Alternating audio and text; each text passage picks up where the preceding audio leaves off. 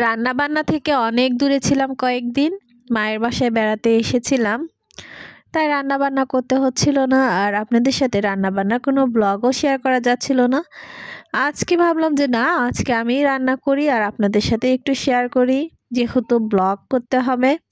তাই শুরুতে পোলাওয়ের চালটা ভেজে নিচ্ছিলাম, আর দুইজন মিলে রান্না করছিলাম, আমার ভাবি আর আমি। আর এদিকে আমি গরুর মাংস মেখে নিচ্ছি। এই গরুর মাংস মেখে নিচ্ছি, এটা দেখে আবার ভুল ভাববে না যে এখানে আমি পেঁয়াজ কেন দিলাম না। আমি গরুর মাংস মাঝে মধ্যে এইভাবে রান্না করি, খেতে কিন্তু ভালোই লাগে পেঁয়াজ ছাড়া। ওটা সিজ দিয়ে নিব। আর এদিকে আমি হাতে মাখা চচ্চড়ি রান্না করব। এখানেও দেখুন একটা ভুল করে বসেছি, এত করে মাখছি কিন্তু আলু পেঁয়াজ কিছুই গলছে না।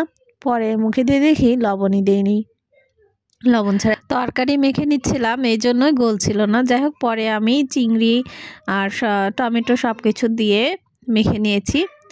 এখন আমি ধনেপাতা উপর দিয়ে দিচ্ছি। আমি বেশিরভাগ সময় হাতে মাখা এই চচ্চড়িটা বেশি করি, আমার খুব ভালো লাগে আর সবার পছন্দ হয়। এদিকে পোলাওয়ের চালটা ভেজে নেওয়া হয়ে গিয়েছে। এভাবে ভেজে রান্না করলে কিন্তু ভালো হয়, রাইস কুকারেও কিন্তু এভাবে ভেজে রান্না করা সম্ভব। পোলাও ভেজে নেওয়া হয়ে গিয়েছে, এখন আমি পানি মেপে দিয়ে দিয়েছি।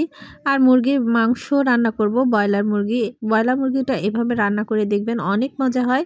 ব্রয়লার মুরগি প্রথমে আমি লবণ, হলুদ, মরিচ, এখানে একটু জিরা গুঁড়া, ধনা গুঁড়া দিলে ভালো হতো, আমাদের ছিল না হাতের কাছে, তাই দেইনি। আদা রসুন বাটা দিয়ে সুন্দর করে মেখে আধা ঘন্টার জন্য রেখে দিব। এদিকে আমি চুলায় উঠিয়ে দিয়েছি মাছের তরকারি আর মাংস।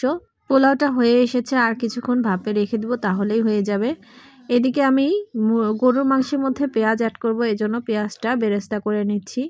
গরুর মাংস আমার সিজদা হয়ে গিয়েছে, এর মধ্যে আমি পেঁয়াজ বেরেস্তাটা দিয়ে আরও কিছুক্ষণ রান্না করে নিব। এর ফলে এই যে পরের বারে যে পেঁয়াজটা ভেজে দিবেন, এর টেস্টটা অনেক গুণ বেড়ে যায়। মাংসের টেস্টটা খুব ভালো লাগে তখন খেতে, বিয়ে বাড়ির মতো স্বাদ আসে, কালারটাও সুন্দর আসে। আর এদিকে আমার মাছের তরকারিটা হয়েছে কিনা সেটা একবার দেখে নিচ্ছিলাম, আর কিছুক্ষণ রান্না করলে হয়ে যাবে। এখন আমি মুরগির মাংসটা রান্না করে নেব। পেঁয়াজ তেল দিয়ে ভেজে নিচ্ছি, তারপরে আদা রসুন বাটা দিলাম, দিয়ে আর একটু ভেজে নিলাম। ভেজে নেওয়া হয়ে গেলে আগে থেকে মেখে রাখা মাংসগুলো দিয়ে দেবো। এই মাংস রান্না করতে আমি একটুও পানি ব্যবহার করব না, পানি ছাড়াই মাংসগুলো রান্না করে নেব। এই যে দেখতে পাচ্ছেন আমি নেড়ে চেড়ে ভেজে নিচ্ছি। কিছুক্ষণ ভেজে নেওয়া হয়ে গেলে আমি টমেটো কেটে রেখেছিলাম, টমেটোগুলো দিয়ে নিচ্ছি। এইভাবে মুরগির মাংস রান্না করলে কিন্তু, ব্রয়লার মুরগির মাংস রান্না করলে দেখবেন কোনো প্রকার গন্ধ বা কোনো কিছু নেই, খেতেও অনেক মজা লাগে। একবার রান্না করে দেখতে পারেন। এই যে আমার মুরগির মাংস ভাজা হয়ে গিয়েছে, মাছের তরকারি, গরুর মাংস এবং পোলাও। আজকে ভিডিওটা কেমন লেগেছে অবশ্যই কমেন্ট করে জানাবেন, আর সবাই ভালো থাকবেন, সুস্থ থাকবেন। আল্লাহ হাফেজ।